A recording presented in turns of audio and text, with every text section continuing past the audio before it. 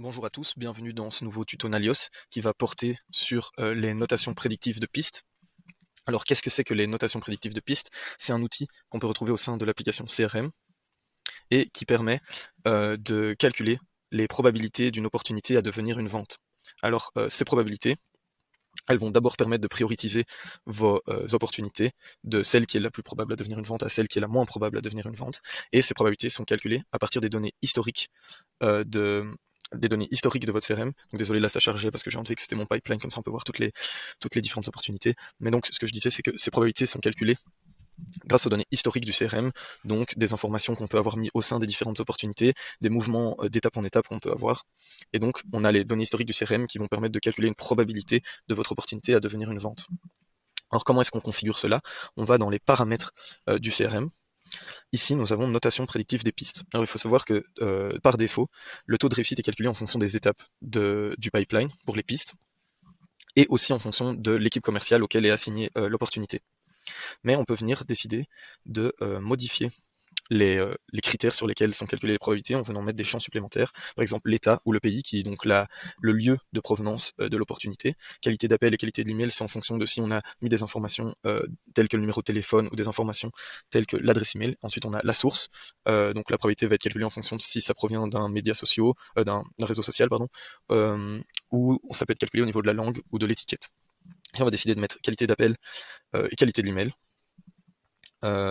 D'abord, ce que je vais faire, c'est que je vais vous montrer lorsque c'est 2 petites secondes que ça charge. Lorsque c'est juste mis en étape, on va prendre une opportunité, par exemple celle-ci, 150 carpettes. On a une probabilité qui est de 29,17%. Ce qu'on va faire, c'est qu'on va venir rajouter des critères au niveau de nos paramètres de notation prédictive de piste. Donc comme je l'ai dit ici, on va rajouter la qualité de l'appel, et la qualité de l'email. On va venir confirmer. Ensuite, on va venir enregistrer. Toujours bien enregistré quand on fait une modification au niveau des paramètres. Une fois que ça a été enregistré, on peut venir au niveau du CRM. On va aller retrouver l'opportunité ici qu'on avait observée. On peut voir que la probabilité a changé et qu'elle a augmenté parce que maintenant on considère que comme elle a un email, c'est intéressant. Donc si maintenant on peut voir que comme on a aussi mis qualité de l'appel, les numéros de téléphone ont un impact. Si on rajoute un numéro de téléphone, on voit que la probabilité augmente à nouveau.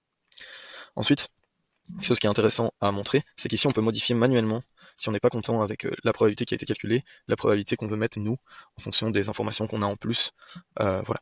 Mais on aura toujours ici la probabilité calculée par notre outil de notation prédictive de piste, et on peut venir redire, ok, c'est les informations calculées par la notation que je veux utiliser en appuyant sur cette petite gear ici qui va venir donc remettre la probabilité calculée. Et donc si on rajoute un numéro de téléphone, c'est toujours, ici c'est un numéro de téléphone qui n'existe pas, donc la probabilité diminue, mais si on met un numéro de téléphone qui a du sens, on voit que la probabilité augmente. Donc ça, c'est quelque chose qui peut être vraiment intéressant. Ce qu'on peut voir aussi, c'est que si on décide de passer cette opportunité et changer d'étape, donc comme on a vu que par défaut, les probabilités sont aussi calculées sur l'étape dans laquelle se trouve l'opportunité, si cette opportunité passe de nouveau à qualifié, on peut voir qu'on a aussi une augmentation de la probabilité. Et donc voilà, j'espère que c'était clair pour cet outil de notation prédictive des pistes. Merci pour votre attention et à une prochaine.